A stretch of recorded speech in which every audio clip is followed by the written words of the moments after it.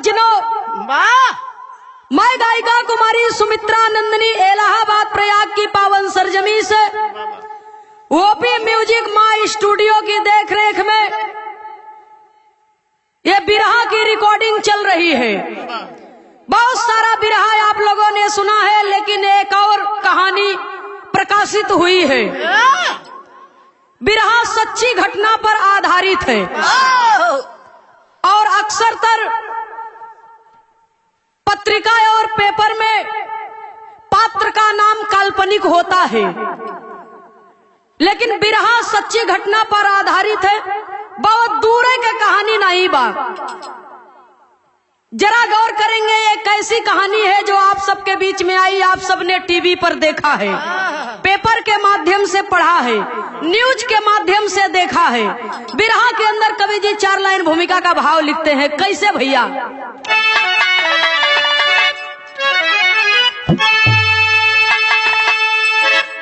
दोष रब का कहूँ या करम का कहूँ,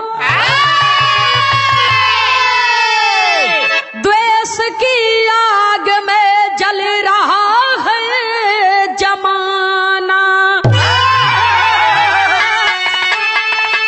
दोष सुर का कहूँ या असुर का कहूँ,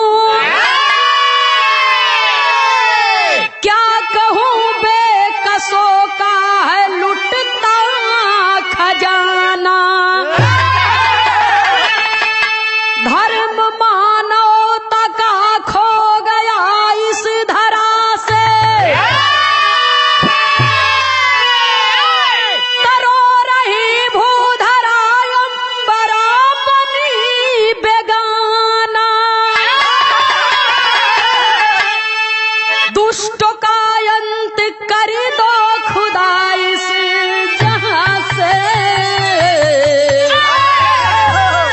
लक्ष्य को भेद दो लेके सर का निशाना।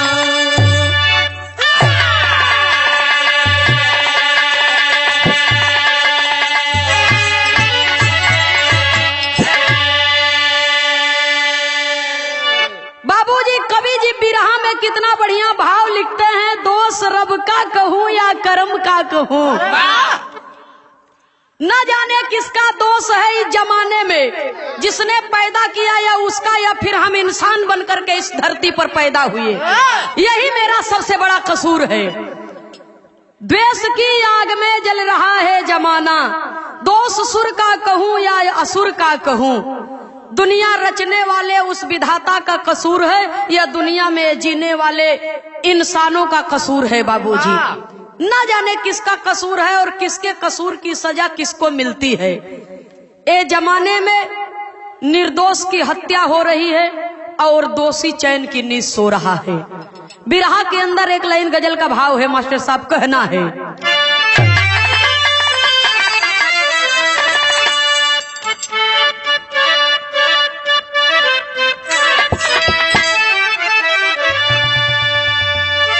तुम्हारी नजरों में हमने देखा, तुम्हारी नजरों में हमने देखा, अजब सी चाहत झलक रही है।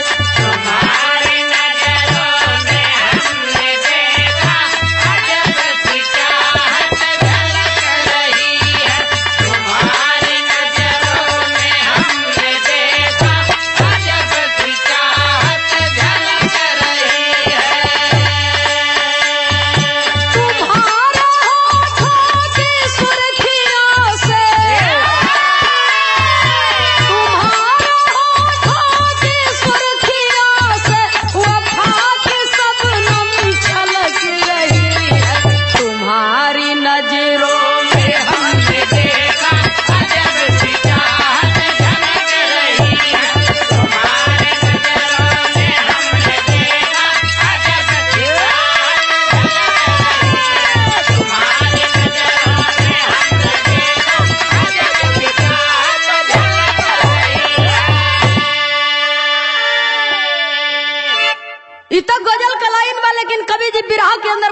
बड़ा बढ़िया लिखते हैं। कहना है बाबूजी, किसी का दामन जला के यारो, किसी का दामन जला के यारो, तुम्हारी नजरें चहक रही है। किसी का दामन जला के यारो, तुम्हारी नजरें चहक रही है। किसी का दामन जला के यारो, तुम्हारी नजरें चहक रही है। देखा है जिसने ऐसा मंजर, देखा है जिसने ऐसा मंजर, उसकी नजरें छलक रही है। किसी का दामन जला के यारो, तुम्हारी नजरें चहक रही है। किसी का दामन जला के यारो, तुम्हारी नजरें चहक रही है। किसी का दामन जला के यारो, तुम्हारी नजरें चहक रही है। किसी का दामन जला के यारो, तुम्हारी नजरें चहक रही है। और देखा है जिसने ऐसा मंजर, उसकी नजरें छलक रही है। ऐ इंसान, तू इस धरती पर इंसान बन करके पैदा हुआ, लेकिन इंसानियत को कहाँ खो दिया। किसी की बगिया उजाड़ करके, किसी का दामन जला करके, किसी की खुशियां छीन करके तुम्हारी नजरें खुशियों से चहक रही है। लेकिन जिसने इस मंजर को देखा है, उसका हृदय कांप रहा है। कवि को संकेत करना पड़ा। बिरहा का शुरुआती हमें से बा मास्टर साहब कहना है,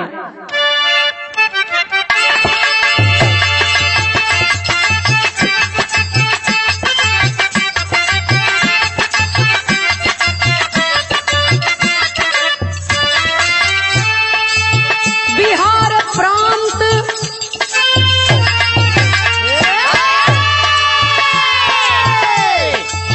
बिहार प्रांत मुजफ्फरनगर निशानी है।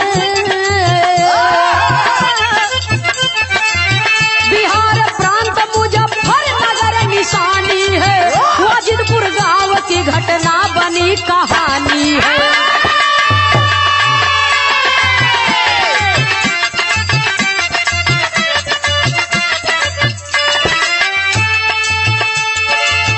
विनय था रिक्शा चालक, बीबी सुनीता देवी। विनय था रिक्शा चालक, बीबी सुनीता देवी। चारों भाई में छोटी भाभी थी रमा देवी।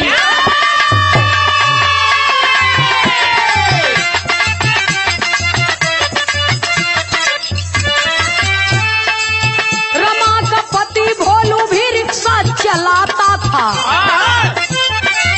रमा का पति भोलू भी रिक्शा चलाता था। अलगौजी हो गई थी, जिंदगी बिताता था।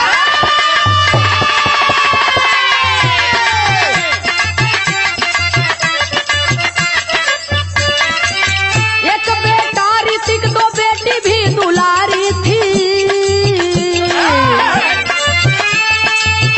एक बेटा ऋतिक, दो बेटी भी दुलारी थी। जेठानी देवरानी के झगड़ा में बिगाड़ी थी।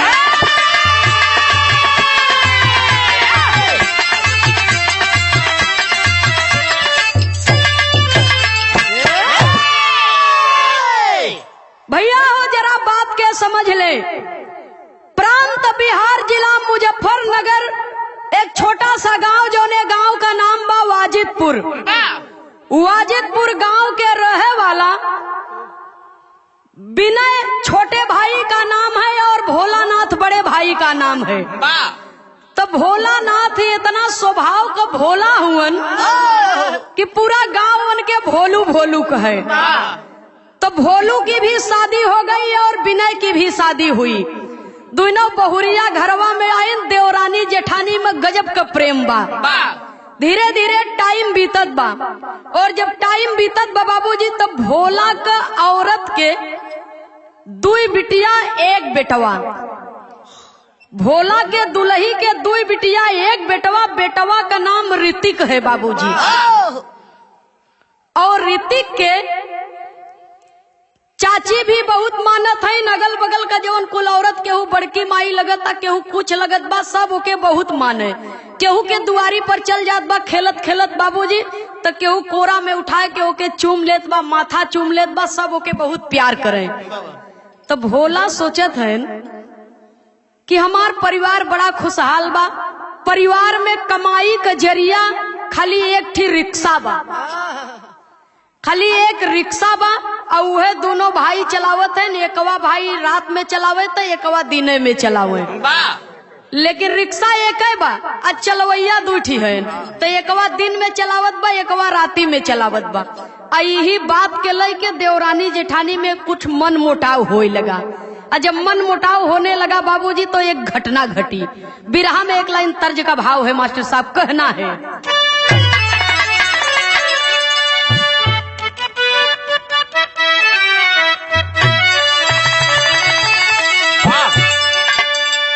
हरि मोर कुंवर कन्हैया,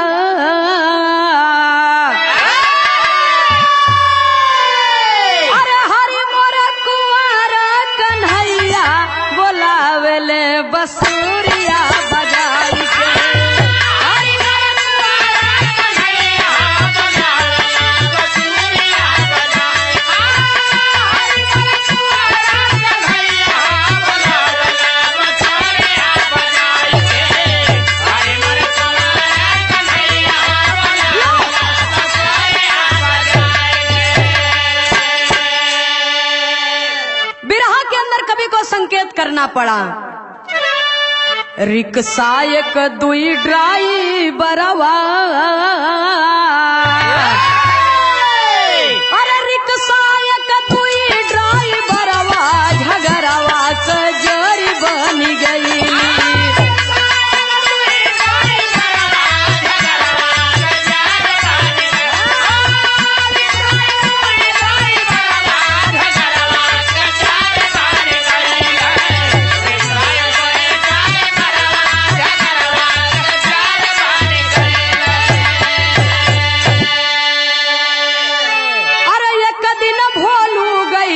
अपने ससुररिया,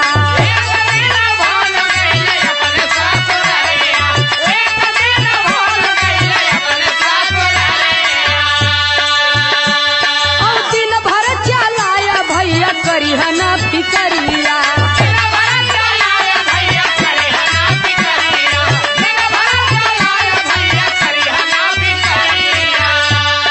लवटी के आए जब दुअरवा,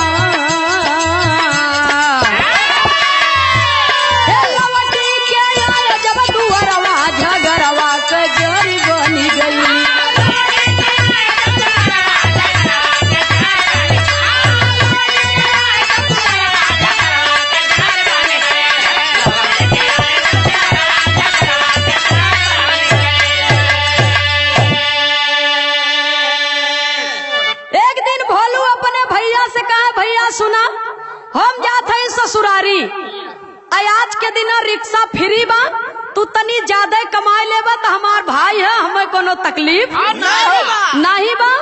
दिन में जाए के चलाए, अगर तुहार इच्छा कहे हिम्मत पड़े तो रात में भी तू लेके चली जाए। सुनने वाले बाबूजी भोलू तो चला गए ससुरारी, लेकिन यह देवरान जेठान दोनों आपस में बाबूजी मन मुटाव दोनों में है बा। वो सोचा था कि तुहार पति कमाता ज्यादा है रिक्शा से, वो सोचा था कि तुहार पति ज्यादा कमाता। दोनों में बाबूजी यही बात को लेकर के अलगौजी भी हो गई। और जब अलगौजी हो गई तो वो अपन परिवार लेके बिना रहत है, भोलू अपन परिवार। तो भोलू जब ससुरारी चला गए तो यहर विनय जब रिक्शा चला के आए तो विनय के मन में ये बात आई कि भैया के लड़का बच्चा भी है, तो भैया तो ससुरारी चला गए हैं, कुछ पैसा इनहू के दे दे हम। तो भोलू के दुल्हन के बुलाए के 100 रुपया जेब में से निकाल के दे दिए। और जब दे दिए बाबूजी तो वो कहत बा कि हमें इतना न चाहे, आधा चाहिए। आज के रिक्शा चलावे के कमाई जितना बा उम्मन से हमें आधा चाहिए। हमार पति तो है दई के चला गए कि जाए के तू चलाया, अगर तुम्हारी हिम्मत पड़ी तो दिन में भी तू लेके चल जाए, दिन में भी चलावा राती में भी चलावा, तो कमान तू ज्यादा है, इम्मन से हमें आधा कमाई चाहिए। आई बात जब सुना तब विनय के दुल्हन तो कहा था मेहनत करे हमार मर्द, तोहार मर्द जाए के ससुरारी घूमता, तई तो हमरे आदमी का एक सिधाई बा और प्रेम बा कि तोके कुछ पैसा दे देते हैं। यही बात पे बाबूजी बहस बढ़ती गई और झगड़ा जब काफी आगे बढ़ गया तो दोनों देवरानी और जेठानी में गाली गलौज भी होने लगी, खाली रिक्शा का चलवाई के पैसा के लेके। और तब तक भोलू जब आई गए बिहने तो दोनों भाई बतियावत है न, बतियाए के कहत का है। बिरहा में एक लाइन तर्ज लगी मास्टर साहब,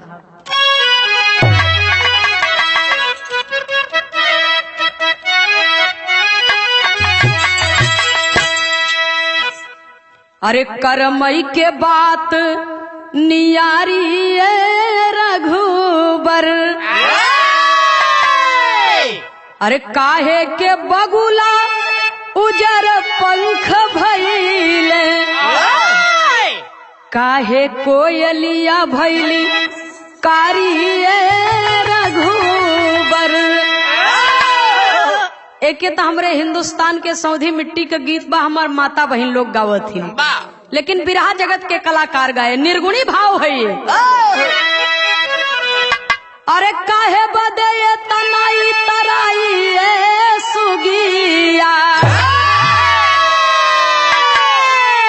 ये काहे बदे ये तनाई तराई ए सुगिया, गवने के दिन नियराई ए सुगिया, गवने के दिन नियराई ए सुगिया, गवने के दिन नियराई ए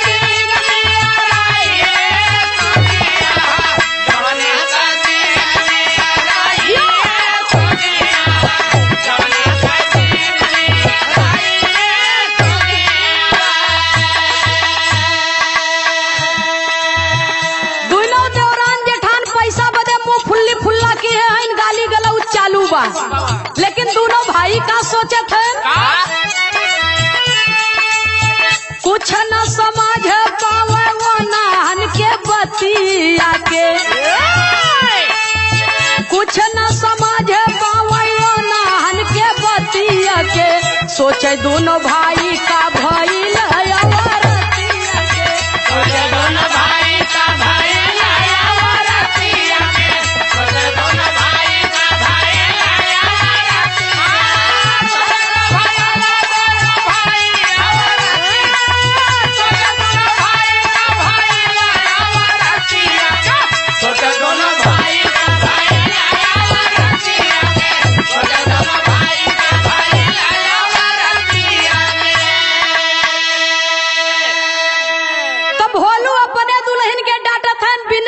दुल्हन के, लेकिन दोनों बतावत है बाबूजी 100 रुपया दी है रहला छोटा का बीरनावा, आधा मांगे भाभी है खट कतबा मनावा,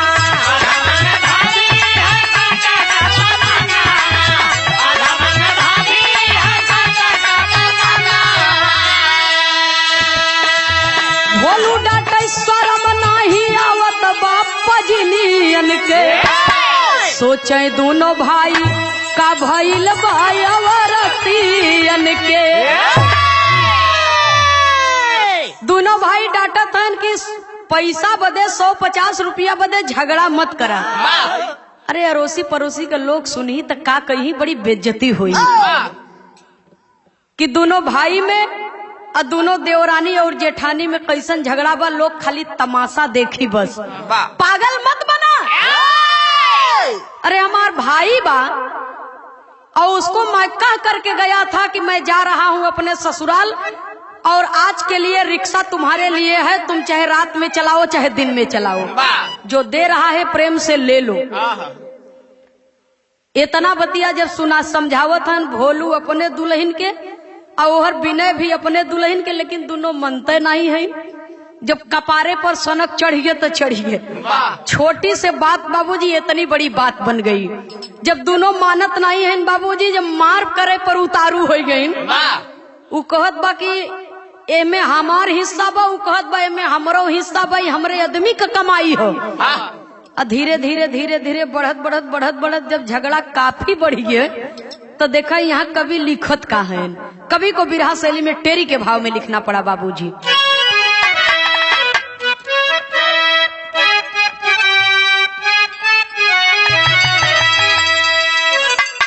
अरे मोरे राम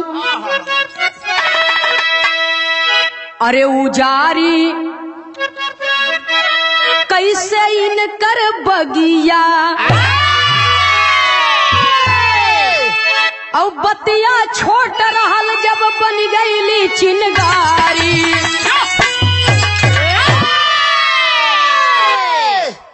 सुने वाले बाबूजी, बतिया छोट रहल पर बन गईली चिनगारी, उजारी कैसे इनकर बगिया। विनय अपने भाभी के शांत करे बदे अपने दुल्हन के बाबूजी गाल पर 2 तमाचा जड़ दिए, और जब 2 तमाचा खींच करके मारे हैं तो विनय के दुल्हनिया सोचत बा कि अपने भौजाई के बरे तू हमरे ऊपर हाथ उठाए दिए, ये तनी बड़ी तुहार हिम्मत। तुहार देवर भौजाई का नेक नियत ठीक नहीं समझ में आवत बा हमके। अरे पैसा कौड़ी का बात रहा, बात समझा दिए होता खत्म हो जात, पूरा पैसा ओके दे दिए होता, लेकिन अपने भौजाई के खातिर तू हमरे ऊपर हाथ छोड़ दिए, हम छोड़ब न। अब धीरे धीरे ये बात ओकरे मन में साले लगी। तो जेठानी और जेठौत का हंसी खुशी परिवार जौन बा, वो परिवार के बाबूजी अब विनाश करे के चक्कर में देवरानी घात लगा लेती है। और जब घात लगा लेती है तो करती क्या है। बिरहा में एक लाइन तर्ज का भाव है मास्टर साहब।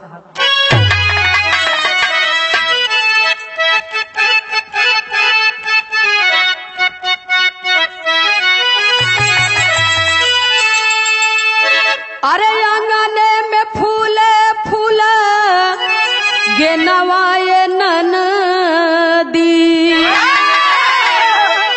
आंगने में फूले फूले गे नवाए ननदी, बाजेली बधाइया दुआरे पे।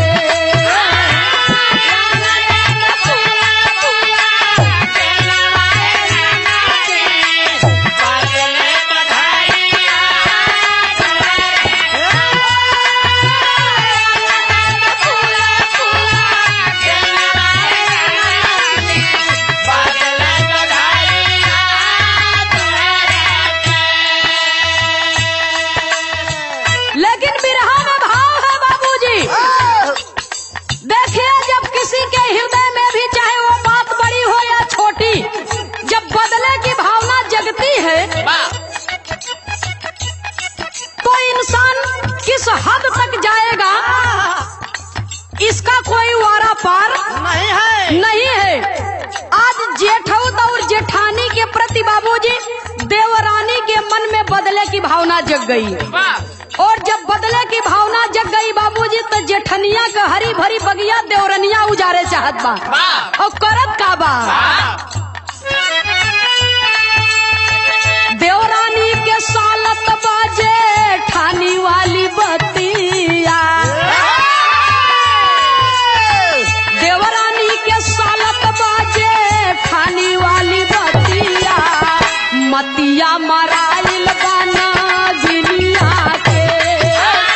देवरानी के सालत बाजे ठानी वाली बतिया, मतिया मराइल बना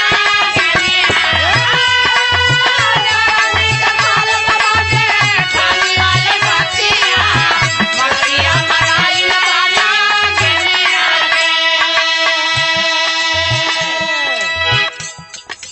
एक दिन की बात है, जेठौत जेठानी खेत पर चले गए बाबूजी,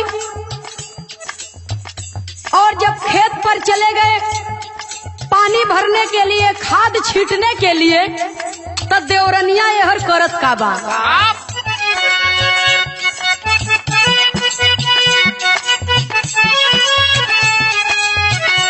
21 नवंबर दोपहर का समैया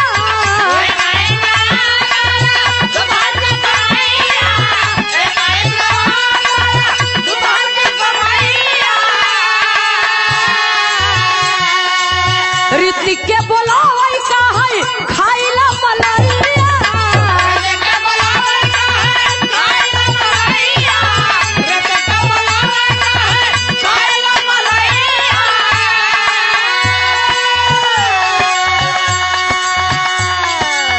घरे में बोला के कहे चाची एक बतिया घरे में बोला के कहे चाची है बतिया मतिया मराइल बना दुनिया के घरे में बोला के कहे चाची है बतिया मतिया मराइल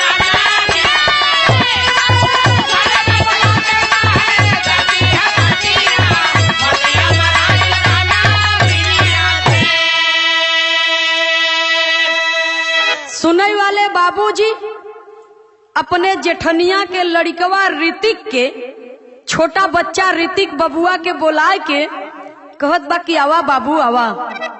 चाची झगड़ा तो पैसा के बाद में होता, लेकिन जब ऋतिक पैदा हुआ था तभी चाची उसके पैदा होने के खुशी में बाबूजी अतिशय खुश हुई थी।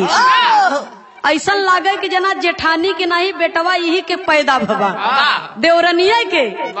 सुनने वाले बाबूजी वो समय जेठानी ने कही थी अपने देवरानी से कि देखो ये हमार लड़का हो, लेकिन इस संगे संगे तोहरो लड़का है कि माई की तरह तू प्यार दी है, ये लिए कि हम लोग तो खेती बाड़ी संभालते हैं, तुम घर की छोटी हो इसलिए तुम बच्चों की देख रेख करती हो। और जब बीच में पैसे की झगड़ा आ गई बाबूजी, रिक्शा वही झगड़े की जड़ बन गई। तो जो माँ के तरह प्यार चाची देती थी, आज उस चाची के मन में बाबूजी उस बच्चे के प्रति जहर भर गया। खाली पैसा के कारण, 150 रुपया के कारण चाची के मन में बच्चे के प्रति जब जहर भर गया तो बदले की भावना मन में लिए बाबूजी ऋतिक को अपने घर में बुलाती है। और ऋतिक के बुलाए के रसोईया में बैठ के कहत बा कि बेटा का खइबा। बोला बाबू का खइबा। तो चाची से लड़कवा ऋतिक बतियावत बा, लेकिन चाची करत का बा। बिरहा में तर्ज कलाइन है मास्टर साहब।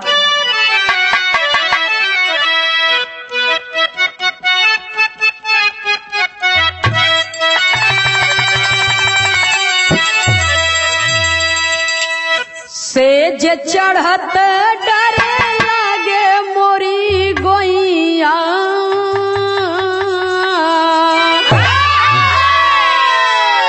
सेज चढ़त डर लागे मोरी गोइया, सैया घूंघट पट खोले हो, सैया घूंघट पट खोले।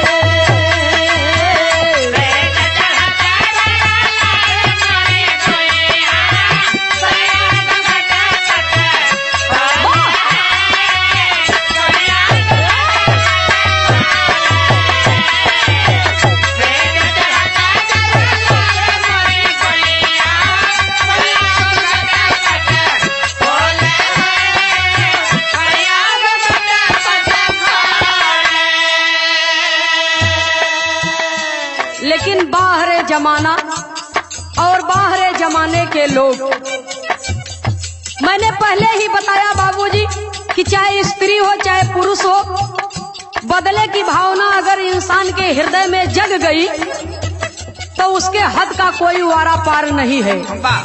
ऋतिक के बुलाए के कहत बा, घरवा में आई गई ऋतिक ललनवा,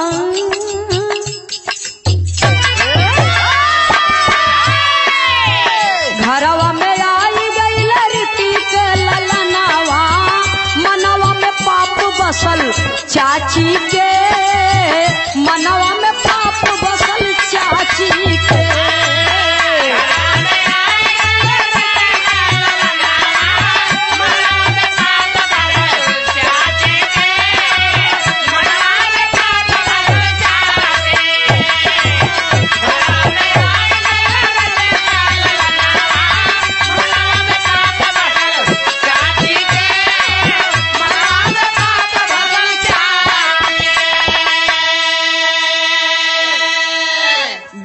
के निकर के बाबूजी चारों तरफ झांक के अगल बगल से देखत बा, सब लोग अपने अपने काम में जुटा है। दरवाजा बंद कर लेती है और जब दरवाजा बंद कर लेती है तो रोटी में दूध का मलाई निकाल के और लगाए के ऊपर से चीनी डाल के और रोटी लपेट के देत बा, कहता कि बाबू खाए ले, बाबू खाए ले। आज जब रोटिया बाबूजी मुहवा में खियावत बा, तो जब रोटी एक कवर काट के ऋतिक छोटा सा बच्चा है बाबूजी, जब मुहे में रोटी भर ली है तो मुहवे पे हथवा लगाए के ऊ चाची मुहवा के दावत बा और करत का बा।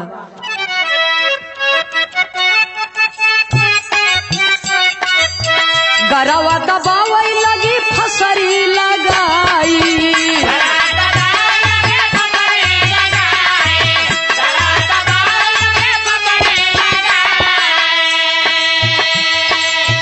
कहे लला नवाना खाबई मलाई,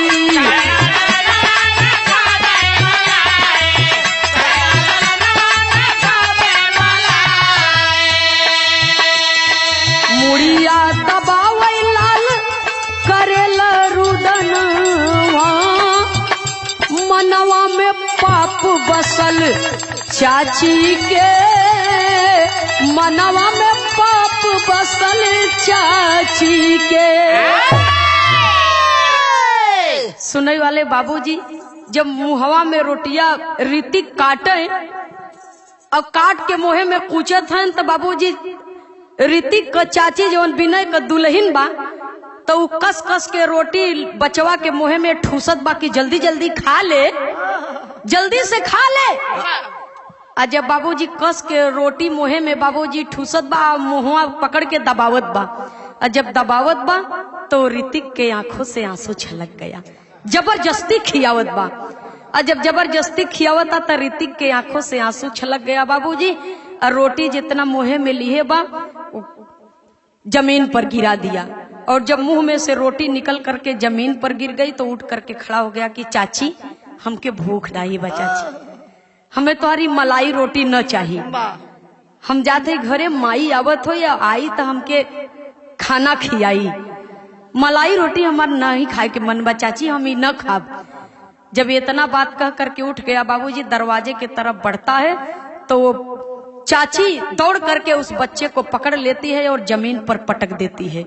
पटक करके बाबूजी उसके मुंह पर बाबूजी मारती है खींच करके झापड़, और जब मारती है बाबूजी तो लड़कवा जब रोवे के कोशिश करत बा तो मुहवे कस के डैनिया दबावत बा।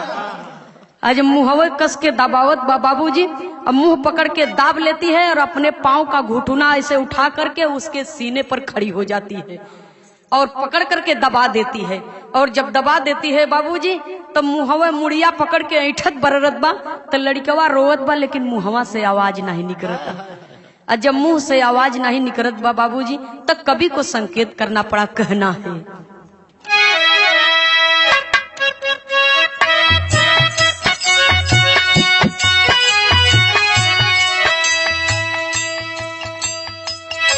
अरे मुड़िया दबाई पापिन तोड़ली गटैया हो, तोड़ली गटैया हो, छतिया पर भइली सवार।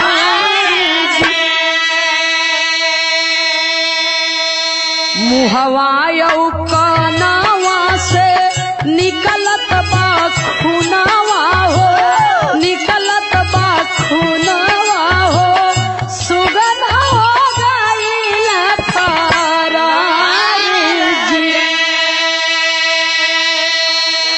सुने वाले बाबूजी, वो बचवा के छाती पर सवार हो गई और गटई पकड़ के दबावत बा, मुड़िया पकड़ के ऐठत बा। तो माई वाला प्यार दे वाली चाची के मन में इतना बड़ा पाप बाबूजी, तो कवि की कलम आगे बढ़ती है और कहना है माई वाला प्यार दिहली चाची जौने बचावा के, चाची जौने बचावा के, ममता के कैली तारी घरवा में गड्ढा खोदी लसिया दबावाली हो, लसिया दबावाली हो, बंद कैली हाली के वाली।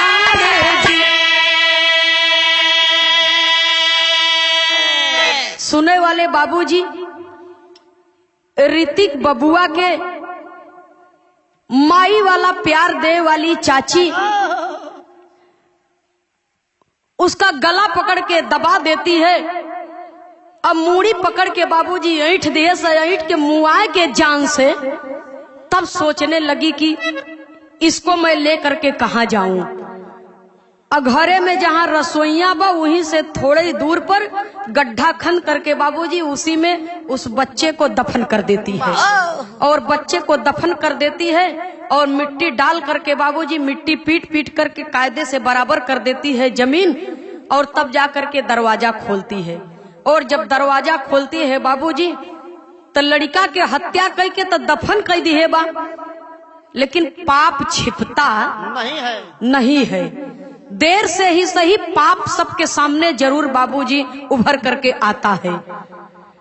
शाम की टाइम में भोलू और भोलू का दुल्हन जब खेत पर से लौट करके आते हैं तो अपने लड़कवा के माई खोजत बा, अंगना में खोजत बा, दुआरी पर खोजत बा, घर के अगवारे पछवारे खोजत बा, सबसे पूछत बा। और जब सबसे पूछत बा विनय के दुल्हन के बुलाए के कहत बा कि छोटकी मेरा ऋतिक तेरे पास आया है। तो कहत बा कि नहीं दीदी, ऋतिक को तो आज मैंने देखा ही नहीं। रोज तो आप लोग जब जाते थे खेत पर तो ऋतिक मेरे पास आता था, लेकिन आज तो ऋतिक को मैंने देखा ही नहीं। क्या बात है छोटी, तेरी तबीयत गड़बड़ है?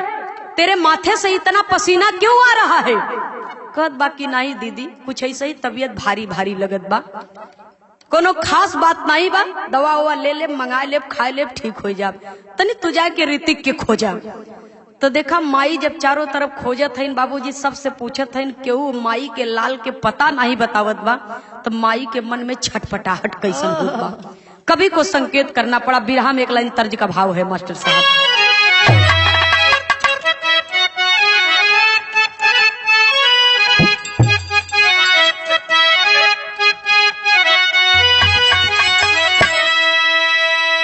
अरे तोह के चढ़ाई बे मैया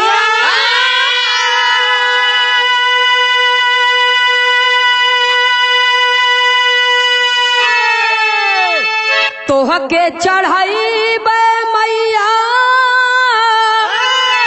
नारियर चुनारिया होती गंगा मैया पार कैदा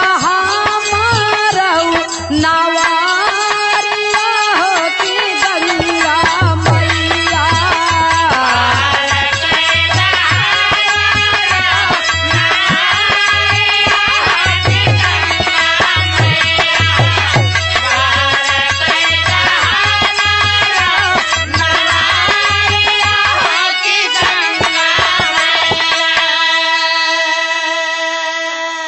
ए बिरहा सुने वाले बाबू, माई वाला प्यार देवे वाली चाची पपिनिया आज बचवा के मार के जब दफनाए दिहे, लेकिन जौन माई अपने कोखिया से वो लड़कवा के पैदा की है बाबू, माई के दिल में चैन नहीं पड़ा। अपने बबुआ के खोजत बा, अपने बचवा के खोजत बा। अब कहत का बा माई, अरे खोजै लागी माई नाही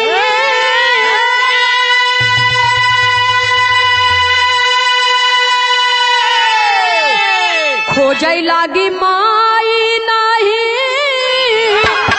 मिलत बाला लालवा हो नयनवा बरसे सुना लागई हमारा दमनवा हो ललनवा सुना लागई हमारा दमनवा हो ललनवा।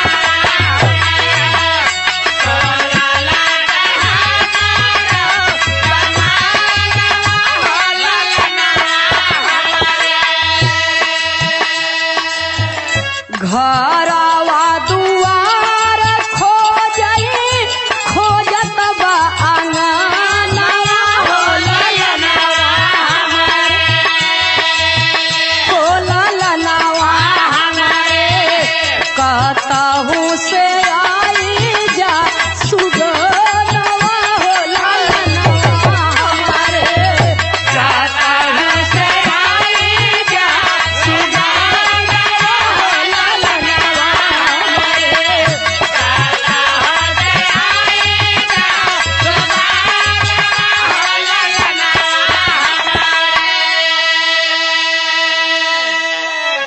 माई रोए रोए के अपने बचवा के खोजत है, बोलावत है कि हमार लाल।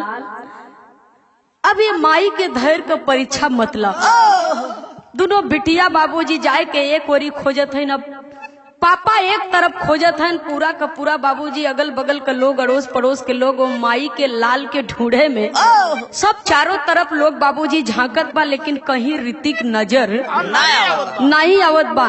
माई रोए रोए के एक बात और कहे बाबूजी, अरे अगल बगल खोज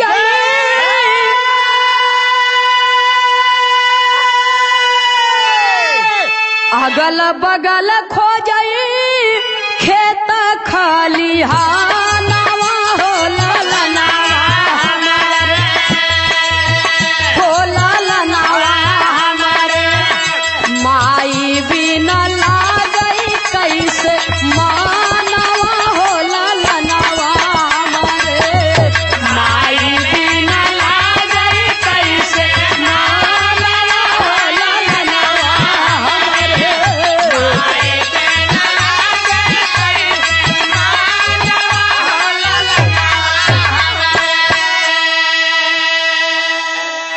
माई कहत बा कि हे बाबू कैसे आ जा रे तू, माई के बगैर तोर मन कहाँ लगत बा, तू कहाँ हुए माई के याद तो के नहीं आवत बा।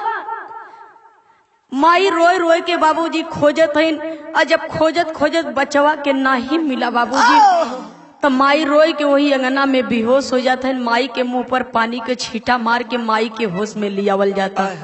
तब माई चारों तरफ देखत है कि हमार लाल कहाँ बा, हमार बबुआ कहाँ बा, हमार ऋतिक कहाँ बा।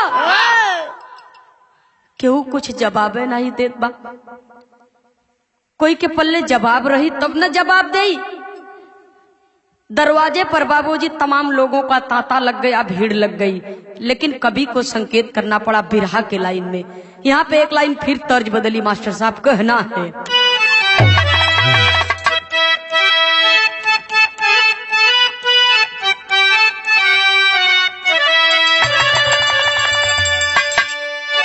अरे निमिया के पेड़ा जानी काटी है बाबा, निमिया चिरैया के बसे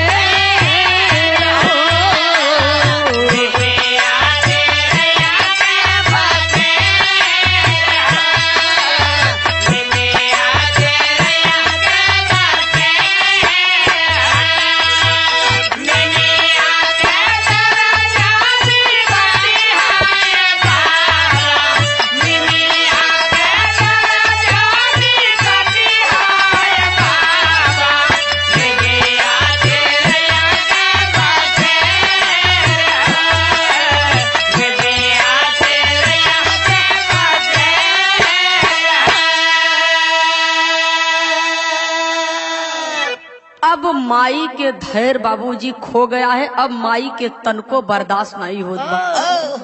माई बाबूजी अपने लाल के बगैर एकदम व्याकुल बा। माई बउरैया वही अंगना में गिरे, बेहोश हो। जब होश में आवे तो कोना यातर सब खोजत बा कि देखा हमार बचवा कहीं सूत त नहीं गई बा, जाए के तनी केहू जगाए लिया हुआ, लेकिन कभी को संकेत करना पड़ा।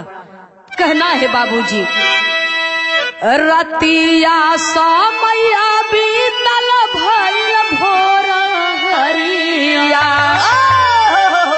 रतिया समैया बीतल भइल भोर हरिया, झूठी गईले गौवा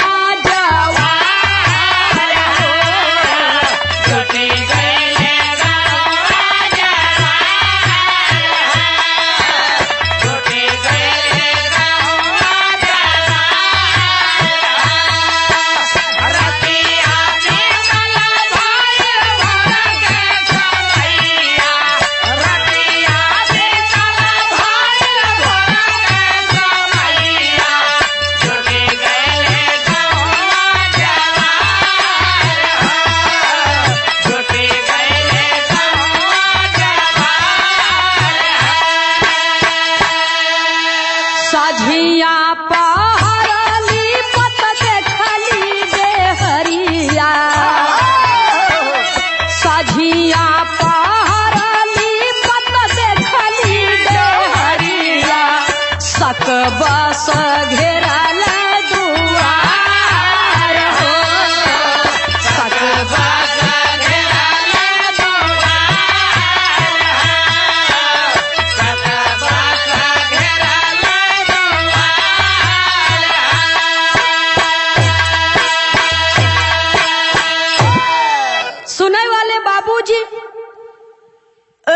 से भोर हो गई और भोर से सुबह हो गई।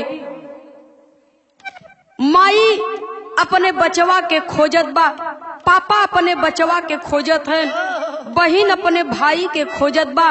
पूरा का पूरा बाबूजी अड़ोस पड़ोस के लोग परेशान हैं, लेकिन केहू के हाथे कोनो नतीजा नहीं आवत बा बाबूजी। धीरे धीरे सुबह हुई और दिन भी बीत गया, शाम का वक्त है। और जब दिया बाती करे के टाइम हो गया बा तो वो पपिनिया जवन ऋतिक के मार के घरवे में दफनाए बा, वो गोबर ले जाए के बाबूजी गोबर से घरवा लिपत बा। और जब घरवा लिपत बा तो लोग कहत हैं कि ये करे परिवार में इतनी बड़ी परेशानी, जेठानी का लड़का गुम हो गया, ओके लोग खोजत हैं, कहीं मिलत नहीं बा। लोग दुआरे पर रोवत हैं, छटपटात हैं। तो इस सांझ के पहर में घर काहे लिपत बा? एके अगर लिपही के चाहत रहा तो दिने में लिप ले, सांझ के पहर घर काहे लिपत बा? लोग शक बस बाबूजी, शक बस उसके दरवाजे पर जाते हैं बाबूजी। तो पपिनिया बाबूजी घरवा लीप के आ दरवाजवा कुंडिया बहरवा से लगाए के ताला मार दिहिस। और जब ताला मार दिहिस तो लोग जबरदस्ती करने लगे, तब तो लोगों का शक यकीन में बदलने लगा। और जब लोगों का शक यकीन में बदलने लगा तब कवि यहाँ अंतरे के भाव में लिखते हैं बाबूजी।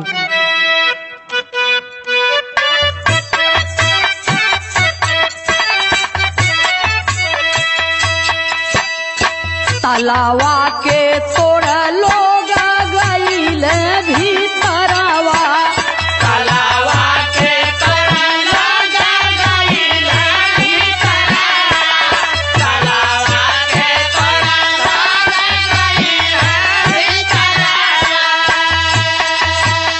चाची के देखल सब लोग सहुरावा, चाची के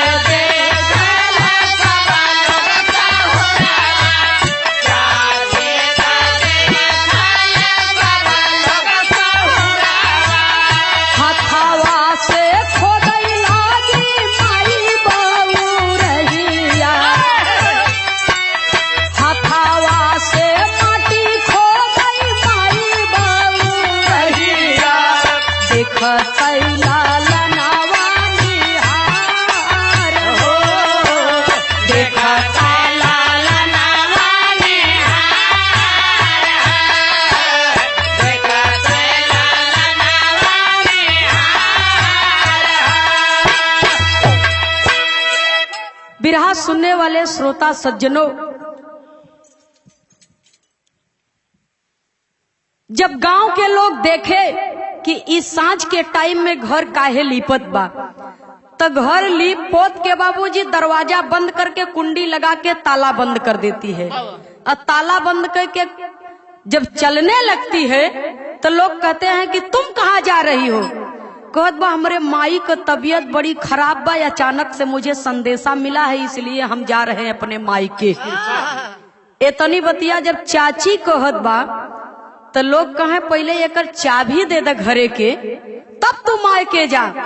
कहत बा हम और हमार पति दोनों जने जात है, तो हमारे घरे का चाबी लेके लोग का करबा? काहे हमारे घरे का चाबी मांगत हुआ? तो जब नहीं देती है बाबूजी तो लोगों का शक जब यकीन में बदलने लगा तो उसके हाथ से चाबी विनय छीन लेते हैं। जब छीन लेते हैं बाबूजी और ताला खोलने लगते हैं तो पापिन पकड़ करके बाबूजी विनय को धक्का दे करके चाबी लेकर के भागने का कोशिश करती है। तो कुछ लोग तो ओके पकड़ के दबोचे हैं, लेकिन यह ताला तोड़ देवल गई। और जब ताला तोड़ दिया गया बाबूजी तक दरवाजा खोल करके जब अंदर लोग गए, प्रवेश किए घर के भीतर, तो ये चाची पपिनिया सोचत बा कि हमार पोल खुल जाए, हमार पोल खुल जाई तो हम ऐसा काम कर दे ताकि लोग जाने न पावे बात के। तो इस सब से कैसा छोड़ाए के बाबूजी और भाग करके घर में जाती है। तो जहाँ ऋतिक बचवा का लसिया दफनाए बा, वही गड्ढा के ऊपर माटी ओटी डाल के तनी सा घर का जवन जमीन बा वहां के लेवल से थोड़ा वो जमीन ऊंचा बा, जहाँ बचवा का लसिया दफनाए बा थोड़ा सा वो जमीन ऊंचा बा, वही के ऊपर जाए के बैठ गई। और जा करके जब बैठ गई बाबूजी तो लोग हटाने लगे उसको, और जब हटाने लगे तो जबरदस्ती पकड़ करके उसको खींच करके बगल कर देते हैं। और जब ऐसे ही माटी के कुरेदत हुआ लोग खोदत हैं तो वहां का माटी जवन बा वो जल्दी से निकल करके जब बाहर आने लगी, जैसे एक थप्पड़ माटी बा और एक तो खोद के वो तुरंत लीप पोत के बढ़िया से बनाए दिए बा। तो जहां जौने जगह पर थप्पड़ माटी बा बाबूजी वो खोदे से तुरंत नहीं निकली, लेकिन जौन तुरंत का खोदल माटी बा ओके लीप पोत के चिक्कन किए बा ओके ऐसा ही हटावत है तो वो आसानी से मिट्टी हटत चली जाता। और जब आसानी से मिट्टी हटत चली जात बा तब वो पपिनिया जाए के लोगन के हथवा पकड़त बा तो कहा यहाँ का जमीन कैसन बा और तोरे घरे में कुल जमीन कैसन बा। कहे मुंह से खन के बिल कह दिए रहन, यही से के हम तोप दिया माटी डाल के। तो लोगन के यकीन नहीं होत बा ओके हटाए के बाबूजी। और जब मटिया के लोग हटावत हैं तो ऋतिक का कपड़ा जवन बा शरीर के उतनी से झलक गई। और जब कपड़ा दिखाए के बाबूजी तब तो माई बौरहिया के दुख के ठिकाने नहीं बा। माई दौड़ के जात है ना अपने हाथे से हली हली मटिया हटाए के कुल। और ऋतिक लड़कवा के देख के बाबूजी माई के करे जवे फाटे रगरे। अजय माई के करे जवे फाटत बा ऋतिक के बाबूजी वो गड्ढा में से निकाल के माई अपने हृदय से लगा लेती है और बचवा के बाबूजी अपने अचरवे में समेट के माई रोवत है। जब रोवत है बाबूजी तो कभी को संकेत करना पड़ा, आल्हा के लाइन में लिखना पड़ा बाबूजी।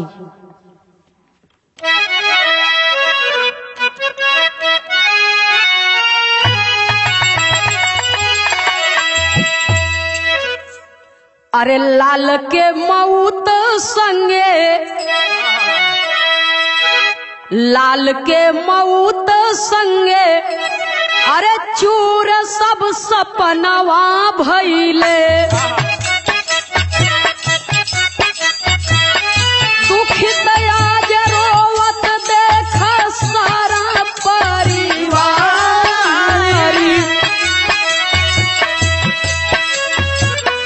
कबहू न सोचा ऐसन दीनवा देखै के परी है।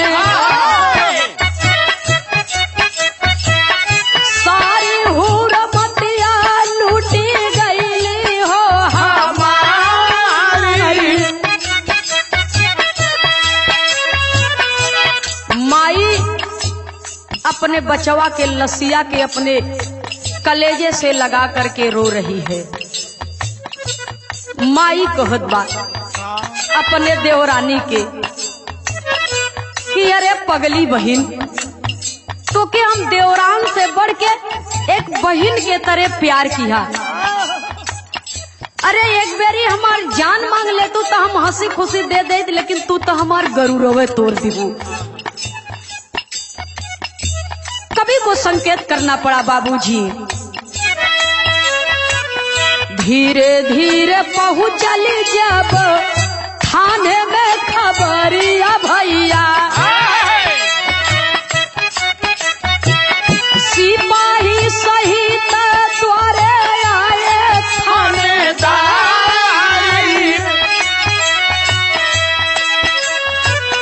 पूछताछ कोई के बयान दर्ज कैल भैया। मुजरिम मिलत नहीं हो गईली फरार।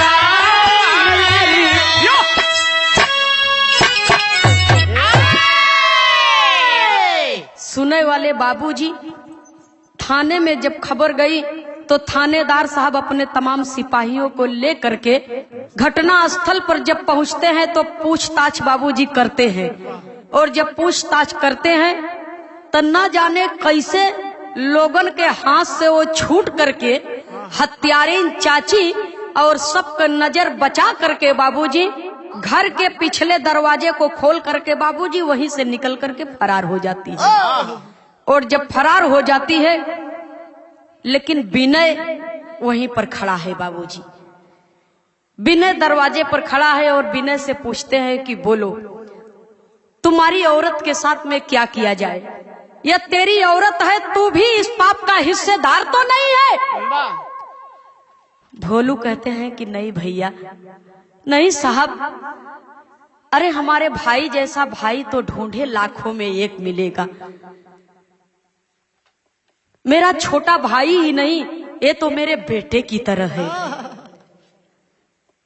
जो विश्वास मेरे भाई में, मेरे हृदय में है, मेरे भाई के लिए, शायद है कि ऐसा ही विश्वास हर भाई को हर भाई पर होना चाहिए।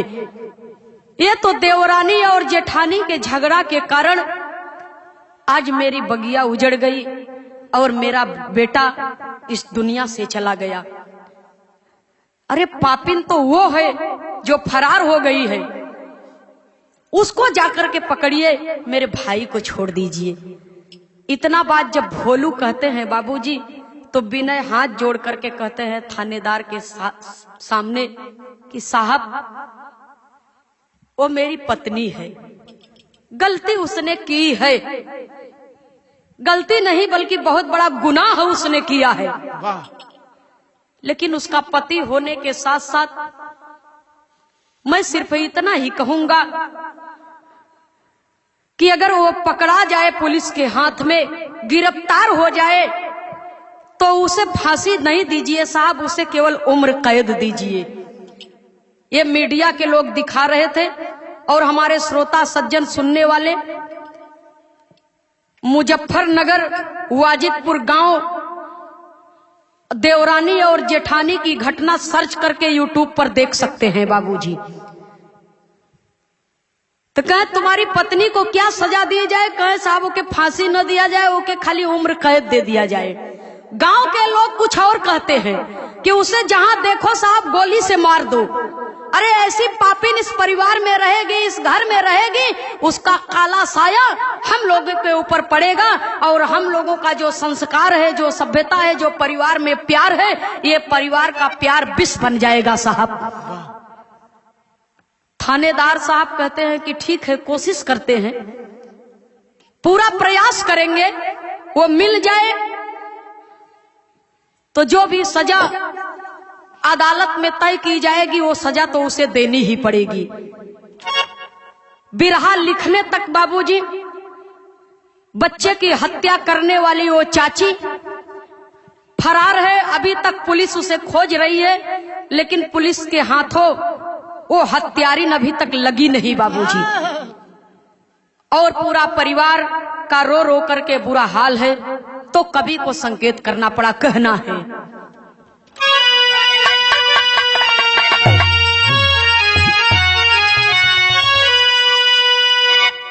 अरे ऐसे ईर्ष्या द्वेष में, मन की गलत फहमी और ईर्ष्या में बाबूजी, ऐसे ईर्ष्या द्वेष में अरे कुल पवारा रची है। ऐसे ईर्ष्या द्वेष में अकुल पवारा रची है, कैसे माई के गोदी के दुलारा बची है।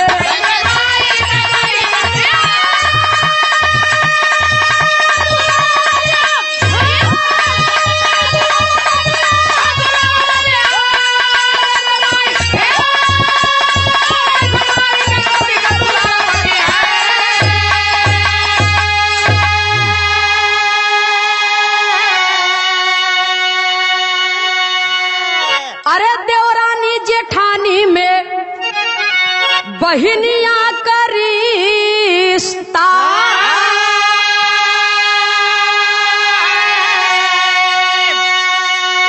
अब बचाओ बचाओ यहाँ कोई ना फरिश्ता।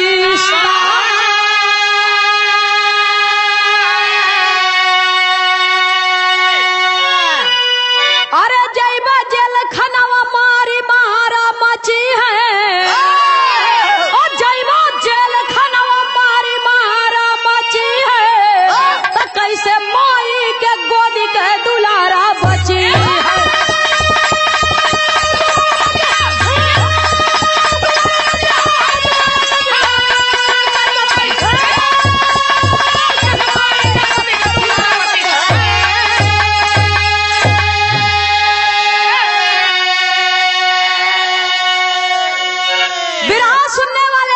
सज्जनों, ये प्राकृतिक देन है कि जो इस धरती पर पैदा हुआ है उसे तो एक दिन मरना ही मरना है। वो इंसान बन करके पैदा हुआ है, जीव के रूप में, जंतु के रूप में, किसी भी रूप में इस धरती पर जन्म लिया है, तो समय आने पर उसे एक दिन मौत के मुंह में जाना है।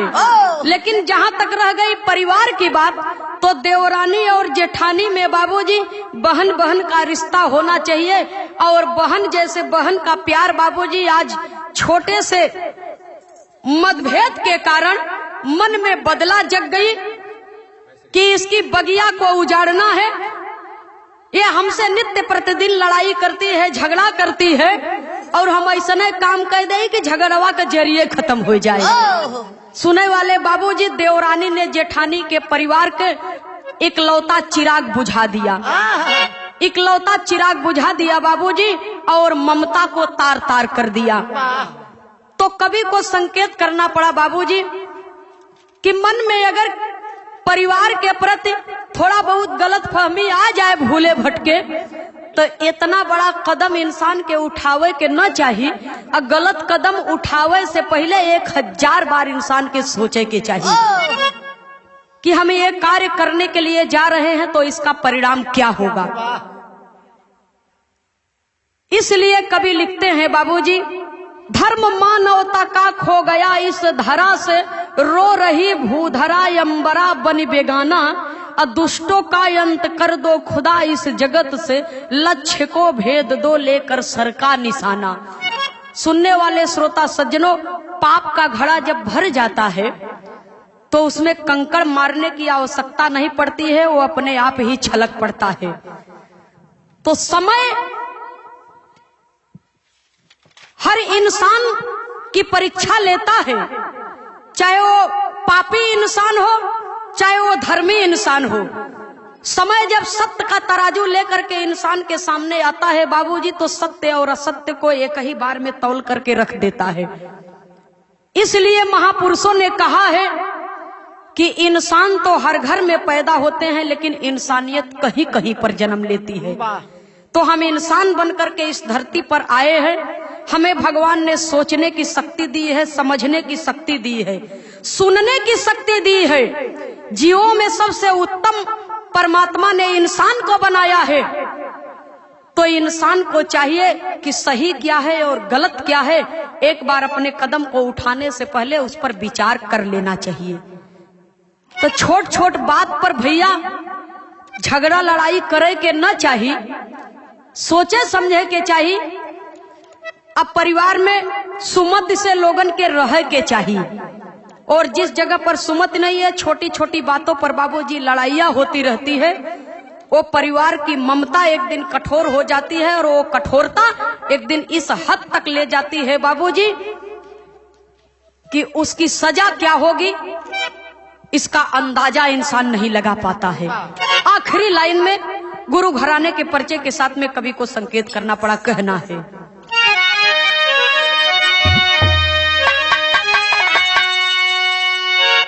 स्वामी सीताराम हित भाई लाल स्वर्ग सिधार,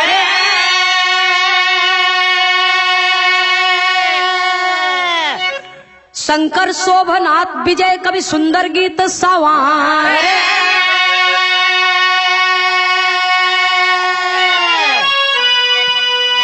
अरे राम उजारे कैसे इनकर बगिया,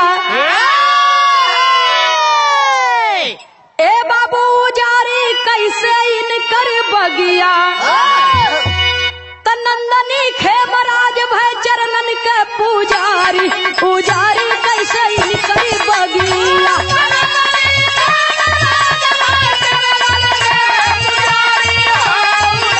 सूरदास ये गए हैं,